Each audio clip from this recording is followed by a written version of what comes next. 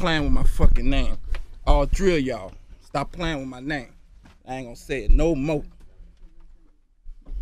What's good, Mind Speakers? So today I want to start a conversation that I probably should have started a few months ago, but I just remembered, so what time is there like the present? And that is media bad for hip-hop? Now I'm not just talking about hip-hop, I'm talking about R&B, I'm talking about all of our black forms of art, because our media is a little different. This conversation started in my head during the Everyday Struggle era because a lot of people had a lot of feelings about Everyday Struggle. Now even though it still goes on, it doesn't matter since Joe Budden left. A lot of people had a problem with that, a lot of people called it toxic. Now this isn't about Everyday Struggle. Of course, Everyday Struggle was bad because they sat a rapper down with charges next to DJ Akademiks, who'd been calling that rapper's mother a fat bitch on YouTube for 37 years in hope that they would swing. Yeah, Complex, that was bad. But we're not talking about that. Media has grown in leaps and bounds. There used to be a time where the only places you could pretty much ingest media and conversations about the things that are going on around us were on TV, but not really like MTV, more like MTV2, like the hottest MCs in the game. Or you could cut on the radio and listen to your local radio personalities talk about it there. But now the world has opened up. Technology has opened up everything. Everybody and their mama got a podcast. There's tons of YouTube shows. Shows that used to be on TV are now exclusively on YouTube, full production, for people to have these conversations about the art that's going on around us. And I think that's an amazing thing because now all conversations are pretty much wide open. You can find somebody that feels pretty much anywhere on the spectrum of any issue and learn why they feel that way, because media reflects the opinions of the people, and that is why it's so important. In every form of art in the history of art, there's always been critique. You have food critics, you have movie critics. Ebert and Roper been doing this shit in film forever and a day. This is just a part of art because art imitates life and its purpose is to evoke emotion. So that's why people have feelings about the things they ingest. They hear a song, they want to talk about it because it brings out emotions. They watch a movie, they want to talk about it because it makes you feel some type of way. And therefore, the conversations that go on in media are kind of cathartic to people. But we see artists, especially hip-hop artists, black artists, flip-flop with media all the time. Every media platform has to do at least one of these three things, or sometimes they do all three. You gotta entertain, you have to inform, or you have to persuade. Now, yes, these things can be used for good and for evil, but I'm not gonna hold you, I'm gonna give you the real. What I've learned is that people really don't know how they feel about anything. They may have like a base feeling of how they feel, but they look towards media personalities for confirmation in a way. Some critiques are gonna be good, and some critiques are gonna be bad. But critique is not always an inherently terrible thing, because it's all conversation. I'm gonna review Cardi B's album tomorrow, but Iggy Azalea could drop an album tomorrow and I'm not gonna listen to it because she's not in the conversation. So even if I review Cardi's album and I don't like it, so what? Because it's a part of the conversation. So yeah, there are positives and negatives, but at the end of the day, if you listen to her music and you don't like it, you still streamed it, she wins. I said before there's gonna be positives and negatives to media. Of course, and artists love flip-flopping whether they like hip-hop media or not. So if Hot 97 or Power 105.1, right, the two major radio stations in New York City, if either one of them has an unfavorable opinion on your music, then you don't fuck with radio. That's not fair, because when you want to promote your singles, where do you go when you're in the New York market? You go to Hot 97, you go to Hot 97, you go to 105.1. You may flip-flop between whether you're gonna go to Ebro or Flex or Breakfast Club or Angie. You're gonna go because you need to be there to get your message out to the people. And that's the truth. Media can be good because it sometimes reaches more people than the artists do themselves. And I'm not saying that every artist goes to Power 105.1 and every artist goes there. No, that's usually for mainstream, but there are artists who end up places like the Joe Budden podcast, where their songs may be one of the sleepers and then they see a spike in their streaming. Or they end up on Beats One with Zane Lowe and then they see a spike in their interest. I haven't seen an artist like Sabrina Claudio at Power 105.1, but I've seen a severe spike in her popularity since she's been working with Beats One and Zane Lowe. So it all works out. But I also see why artists get so angry at media personalities as to, you know, when they don't have a favorable opinion. It's because your opinion does hold weight when you're a media personality. It just does. And that can be very dangerous for an artist. Let's take it back and let's go to pop music. Do y'all remember when, and I hate that I'm gonna bring this person up because I hate Perez Hilton. I honestly and truly feel like when God created Beyonce, the devil created Perez Hilton just to spite him. Like I do. I hate Perez Hilton. But if you remember in like 2009 when Christina Aguilera came out with Bionic and Lady Gaga had the Fame Monster, and they were both going towards a similar direction. Not at all the same, but a similar direction in terms of the optics of the album. Perez Hilton then ran a smear campaign against Bionic in favor of the Fame Monster and started calling calling her Flop Tina. And therefore, the perception of Christina Aguilera in the people's eyes became that she was a flop. Christina Aguilera never did anything to fail, ever. Anything, she was a legend with Britney Spears up until Bionic, until the nature of the conversation was changed. And then Perez Hilton did the same thing to Lady Gaga in 2013-14 when they no longer got along, and he started branding art pop as art flop. And people genuinely started to believe that. And it was not the truth, because art pop was a great album for Lady Gaga, but people just saw it as a flop, that it wasn't a good body of work, that it didn't do well, that everything was a mess, and therefore they treated it that way. Perception is reality. Perception is everything. It does not have to be the truth for perception to ring true in people's heads. So yes, artists are very, very, very protective over their perception, because that can ruin your career. It really can. So that is why artists get so up in arms with media when media does not have a favorable opinion, because it can ruin you. It really can. But that's the people's fault. And I say that with love. That is the people's fault, because just because a media personality says something does not mean it's true. That is how they feel. If a media personality takes a check from Atlantic to say Cardi's album is good, that doesn't stop you from going out and listening to Cardi B's album and saying this is good or this is bad. You have a brain, and I say this on this channel all the time. It's up to you to use it. People like Beyonce and Rihanna, they don't do media. They don't have to. Why? Because their perception is genuinely positive. Beyonce's the queen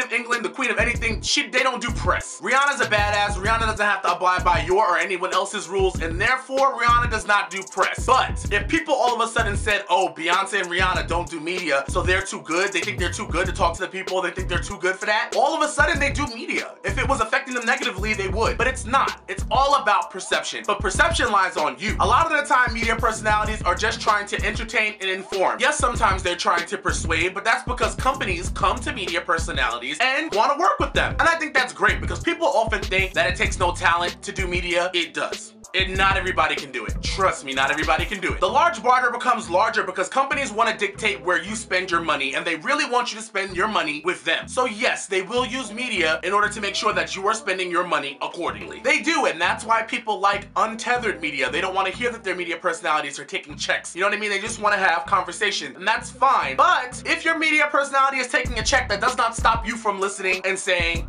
I don't agree with that. What's wrong with that? Nothing. So is media bad or good? I think like anything, it has positives and it has negatives. I've gone over the positives. The positives are that artists are able to get their work out to people. I have this complex where I get so upset that somewhere there's a song that is gonna work with my brain chemistry so perfectly and make me feel so good, and I'm never gonna find it. That gives me anxiety, because I love music and I really, really, really want to hear great music. Music that resonates with me and makes me feel something. And media, especially the opening of media, has allowed us to ingest more music. Imagine if the radio was all that you got to hear, because I know a lot of kids are probably gonna be like, what the fuck? No, that was the way of the world. If it wasn't on the radio, you didn't hear it. Imagine if right now all you were able to hear was Beyonce, Rihanna, Cardi B, Bruno Mars, Playboy Card, everybody who's on the radio and only. And everybody who's not on the radio, delete them from your iTunes. That was the way of the world at one point in time. When you look at what media is now and the amount of artists we're able to get to and hear their perspectives and hear their music, it's amazing. I love that aspect of it. But the bad aspect of it is that you people allow people to tell you what is good and bad and how they feel about things. Use your brain and we won't have problems. That's what my channel is all about. That's why I call you guys mind speakers, because I always want you guys to sound off in the comments and tell me how you feel, if you agree, respectfully, because when you get crazy, that's when we have problems, because I don't play that. But I'm always telling you guys, let me know how you feel. So I'm gonna tell you again, let me know how you feel in the comments. Is media good? Is media bad? And don't just say good or bad. Tell me why it is good or bad. Use your brains. That's all I gotta say. So if you like this video, don't forget to like and subscribe. If not, suck a dick, and I'll be seeing you guys later. Deuce. You might know, or maybe you might not, because media is just suspiciously not covering this, that a reference track of a man named Pardison Fontaine came out, and it's a video of him rapping Be Careful word for word in 2014. And all I've seen from then have been excuses. So I just want to talk about the excuses.